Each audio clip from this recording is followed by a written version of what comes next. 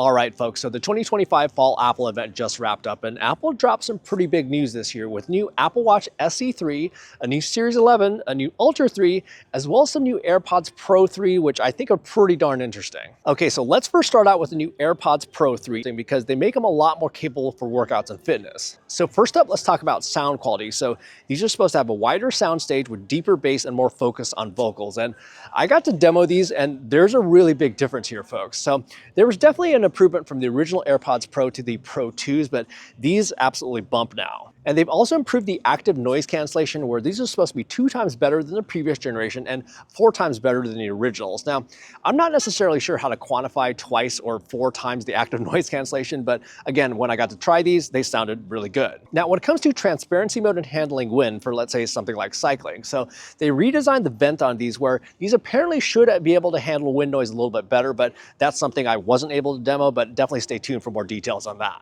And then on the fit side of things, so they've refined the shape of the earbuds themselves so that they should be able to fit more ears. And related to that, there's now 5 different sizes of these foam-infused silicone ear tips. And these were pretty interesting, where the first time I put these on, I could feel like a little bit of grip into my ears. So again, I think these should be more appropriate for sports. And one more thing is that they've also increased the water resistance rating on these, so they should be less susceptible to sweat. Now, the biggest update though on the AirPods Pro 3, and a lot of us may have already seen this coming considering they just had these on their Powerbeats earbuds, is that these now have a built-in heart rate sensor. But that's not necessarily the whole story. It's actually how they integrate with the workout app. So they made some big updates to the workout app where you can track your workouts directly in the app now, and you can use the AirPods Pro 3 as a source of heart rate, but you can also use another source of heart rate, like let's say an external heart rate strap. But you'll be able to track a whole bunch of different workouts, including some outdoor workout types like walking, running, cycling, as well as hiking, where you'll not only get your heart rate data, but also distance data as well. But not just that, you'll also be able to utilize their workout buddy feature, which gives kind of like workout motivation, which they first introduced with the Apple Watch, but just with your AirPods Pro 3 and your iPhone. Now, a question you may have is, can I start a workout on my iPhone using the AirPods Pro 3, then go do my workout and then come back, and then it will actually transfer my heart rate data to the app? And unfortunately, that's not the case. It's actually a live broadcast of your heart rate to the app. And another question you may have is, does this heart rate feature work with Android phones? And apparently not at this point. Now, another feature that I found quite compelling, which isn't necessarily a workout feature, is that you're also going to be able to do live translation with your AirPods Pro 3, where someone can speak to you in a different language and your iPhone can actually translate that to you over your AirPods. Oh, and then lastly, these are also supposed to have longer battery life with up to 8 hours using ANC versus the 6 hours before. And these are actually the same prices before as well, where they're $249. All right, so next up, let's talk about the new Apple Watch SE3. And again, a pretty big update here where they've now including the S10 chip inside, which is the same chip that they're using on the new Series 11, as well as the Ultra 3. But because it has this chip, you're now going to be able to do stuff like the double tap feature, on-device Siri, as well as having an always-on display, which is always a big differentiator between the SE models and the Series models. And then in addition to that, they're also going to be offering a 5G option with the SE3 in addition to the Wi-Fi only model. And then on the health side of things, so the SE3 is also going to get wrist temperature sensing.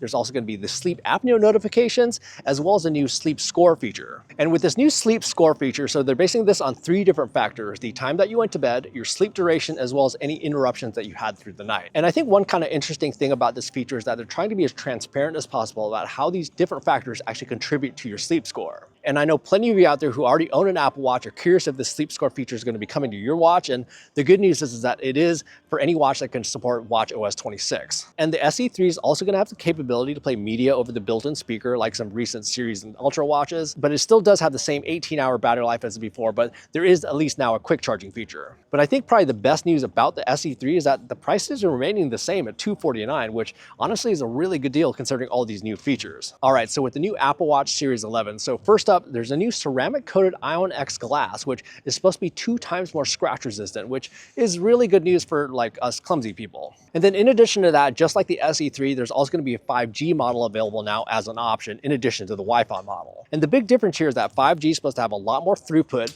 a lot more coverage, and it's supposed to use less battery life. However, a huge new feature on the health side of things with the Series 11 surrounds high blood pressure, where they can alert you of possible signs of hypertension. And they do this by analyzing heart rate data over a 30 30-day period to kind of like learn your pattern. So this is going to be very similar to their sleep apnea feature, which again takes some time to learn. But unlike the sleep apnea feature, this is more of a daytime feature. So you do need to wear your watch at least 14 days during that 30-day period. And it's going to be looking for signs of high blood pressure. And if it does, it'll give you an alert of possible hypertension. Now, an important thing to note is that it's not going to give you an actual number here. It's basically just going to be looking for signs of hypertension. And if it does, that's where you probably want to make steps to get an actual medical diagnosis. Oh, and then one last thing is that during the keynote, they said that they're expecting FDA approval. So it's not quite over the finish line yet, but it should be soon. And just like the sleep score feature, you may be curious if your existing Apple Watch can actually support this feature. So the good news is, again, is that this will be supported on Apple Watch Series 9, 10, 11, as well as the Ultra 2. And the reason for this availability, by the way, is a combination of both their most recent heart rate sensor as well as the S10 chip. So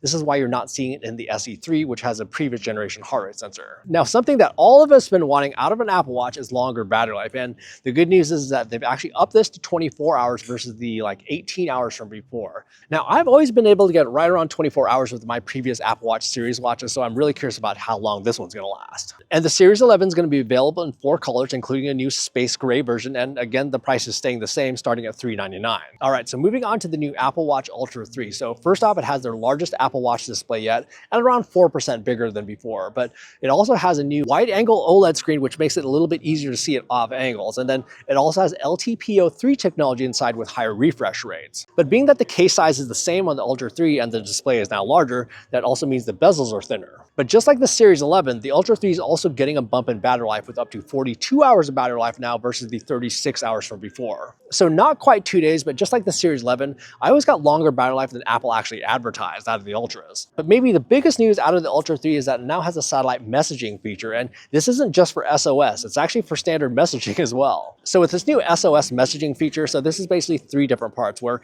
you have the SOS feature, you have your messaging feature, and then you also have a location sharing feature. So the SOS feature is basically going to be designed for if you're outside of cell phone range and you need to contact emergency services. And then the messaging part of this, so this is going to be more like basic messaging. So you can't share like images and videos and stuff like that, but you can like text back and forth, and you can also send emojis. And then with the location sharing feature, so this is where you're going to be able to share your location with your loved ones. But do note with the location sharing feature, so this is more of a manual process here where you can share your location every 15 minutes. So it's not necessarily like a live tracking feature that's on all the time. And that's probably a good thing to note with these satellite features, is that this isn't necessarily like cell phone service where you actually have a constant connection. So you do have to aim your wrist at the sky to get a satellite signal, and this may actually take a little bit of orientation to get that signal at first. But if it does get that connection, it should stay connected until the satellite either moves away or you get into an area where it doesn't have a satellite fix anymore. And they're actually including the satellite SOS feature with the Ultra 3, whether you have a cell phone plan with your Ultra 3 or not. However, the messaging component, this actually will require an active cell phone plan tied to your watch. Oh, and then one more thing is that unlike satellite communication devices, like let's say Garmin's InReach devices, which have like 100% global coverage,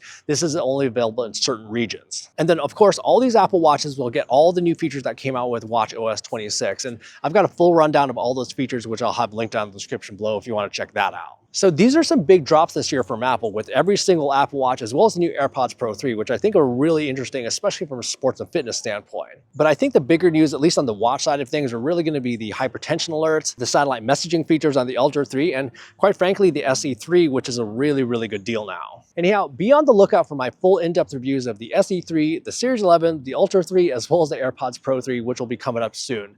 But in the meantime, have fun out there, and we will see you in the next video.